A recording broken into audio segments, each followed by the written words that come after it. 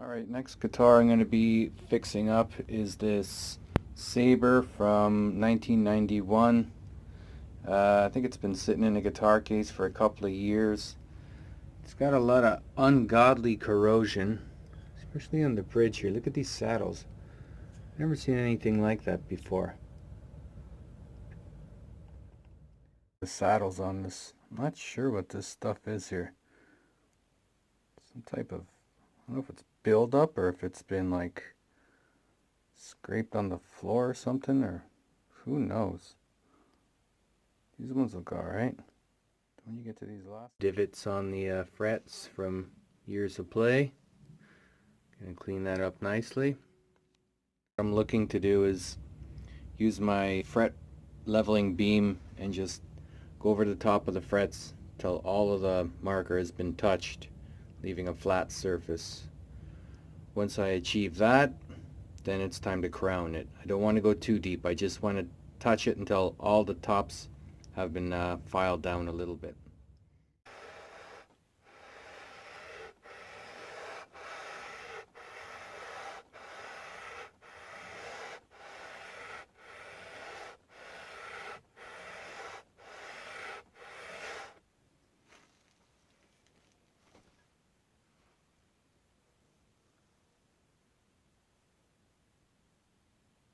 Couple of low frets right here that haven't even been touched yet.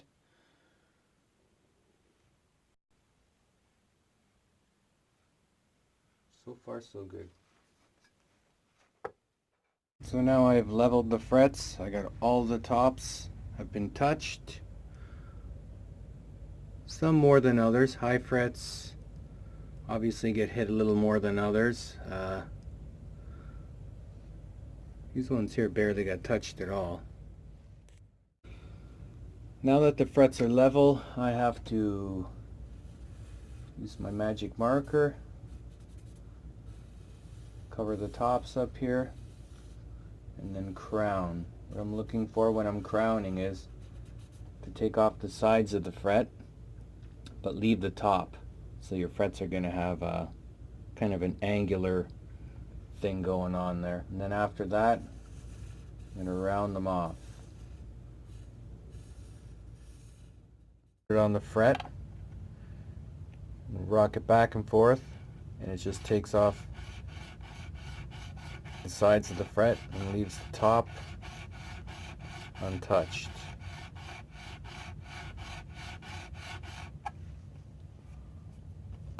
And go hit it from the other side.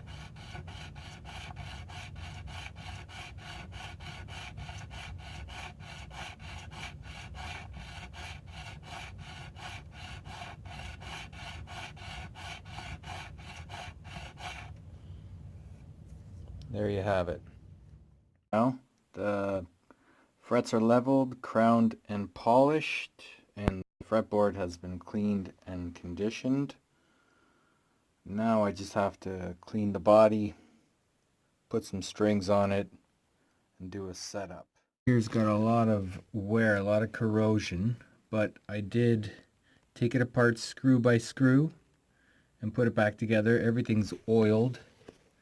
Everything works absolutely perfectly. What we have here is an Ibanez edge locking stud. You turn the inside screw.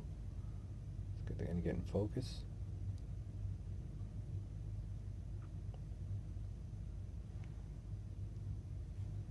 Yeah, that's better. What you do is you turn the inside screw, and it makes this little screw from the inside twist out, and it's going to push into the bottom of the cavity hole, and it's going to lock the stud into place.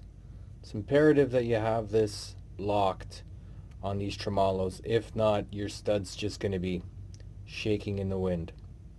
No good. So it's important. If you don't, this is what you get. Shaky, shaky. Horrible.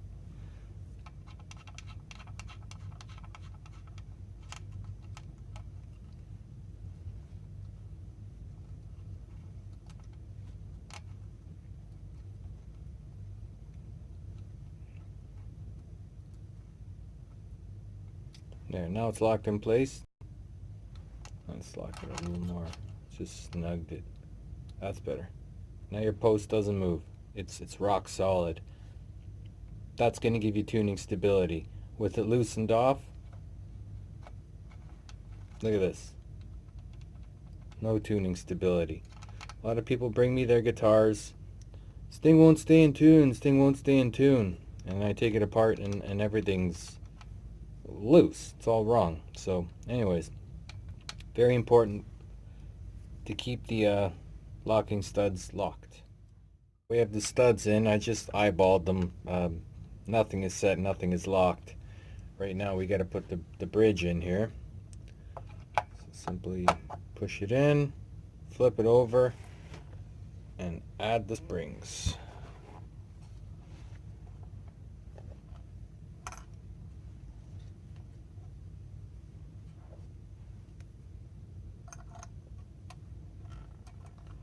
Springs are loose right now, so this will be a cinch. Right, and I'm just gonna eyeball this right now and do the intonation as I go.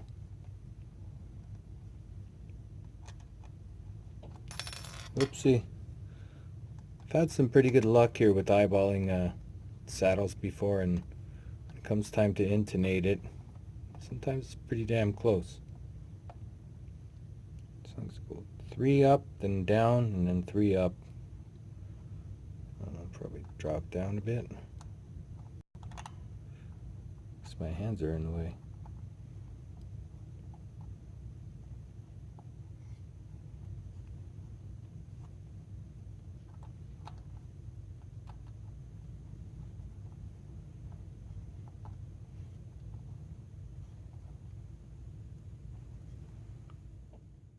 Using today are these Diodario 10 to 46 tuned to E flat. Now that I have the string through, the length I like to cut it, this is where it's going to go into the block right there. I usually cut them right around the fine tuner, and that'll give me enough for about 2.5 good winds. Works for me. So everyone's got their own way of doing this. Certain of is the string is bottomed out and centered. All these little things come into play if you want tuning stability. When everything's just done right. So I have the strings on, and they're pretty tuned pretty low, and you can see the bridge right now is sitting pretty flat. It's pretty much how you want it, just like that. So if I tune this thing up, it's just going to get pulled right up. So first thing I'm going to do right now is go to the back of the guitar and tighten these screws here. Foam underneath these springs just keeps everything quiet when you're playing. If you do any like really staccato stuff, sometimes these springs can ping, ring out. So put a little bit of foam underneath there, and takes care of that. So I'm going to do a couple turns.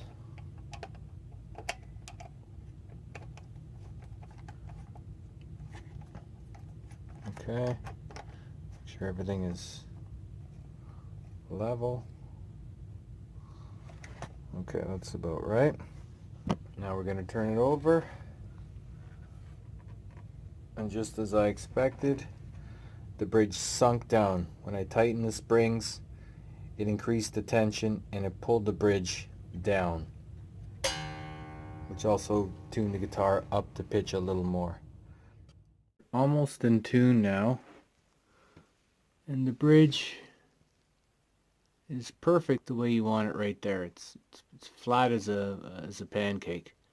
It's exactly how you want it. You don't want it down or lifted up like that. You want it flat. This spot here, you want it to be flat with the guitar. Here we go. Got the bridge just where I want it, nice and flat. Pretty much tuned up the pitch. Now I got to do something with this action. It's really jacked up right now. No big deal.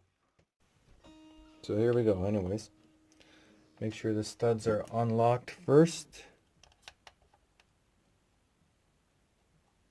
They are.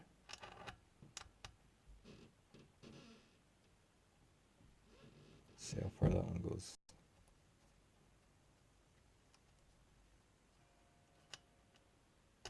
Ah.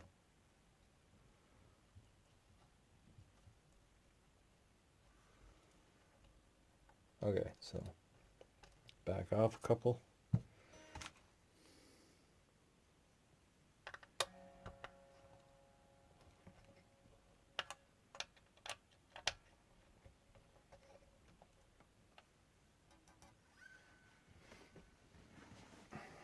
First eyeball it, all right.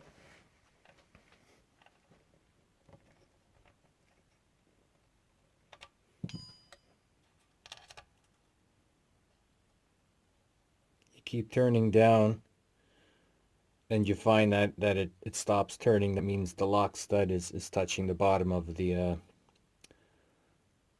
housing, so you need to back off your locking studs just a little bit more. Give you that little bit extra adjustment room.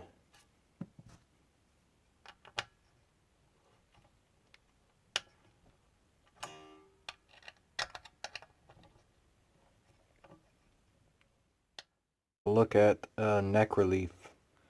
What you do is you put a capo on the first fret and fret the last fret. Some people use the 17th fret. It's all a matter of opinion. And then go halfway and check the distance between the string and the fret. There's a fret, sorry, the harmonic right on, and the fretted note right on as well. Okay, so the E is good. So my eyeball job here on the saddles so far turned out pretty good. The E is in tune, intonated as well. Let's go to the A. Right on the money, fretted. Right on the money. Okay, let's go E, A, D string. Tune that sucker up.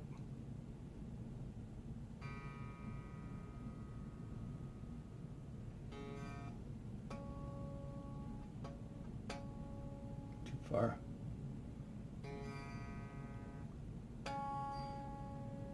Okay, D is good. Let's fret it.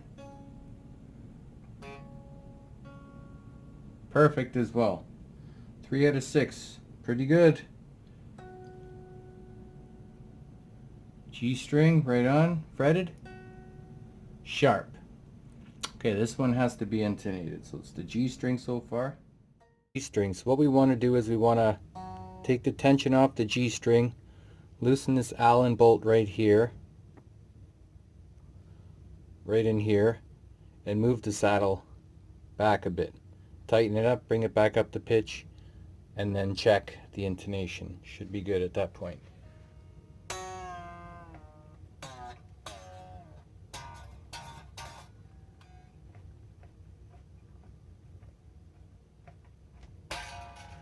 Here we go.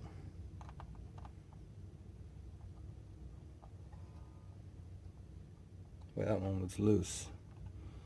Could be why.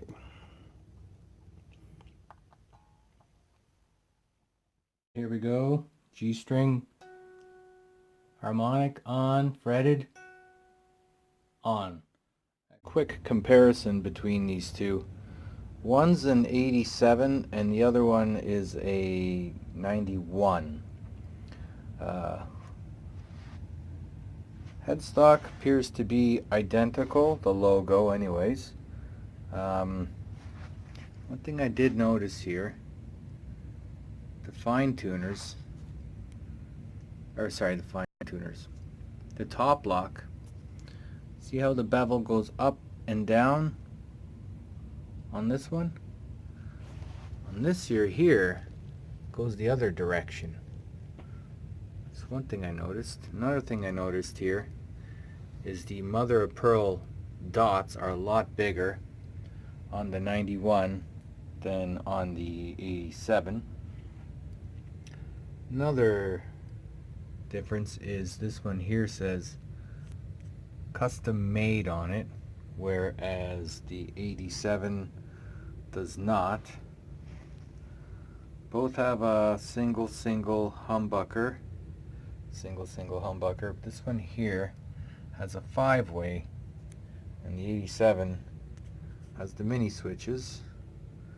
Same volume knob placement. Same tone knob placement. Jack's in the same place. Bridge is different. This is Edge, what do they call it? Low Pro or something, I don't know. It's the second generation Edge bridge. And this one here is the OG original Edge.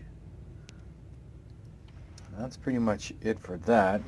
When it comes to the back, this one does have the backstop, whereas this one here does not.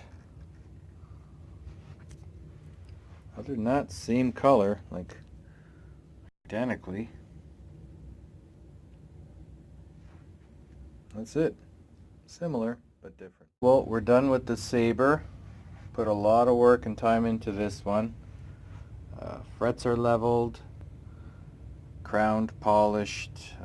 Fretboard has been treated with some lemon oil.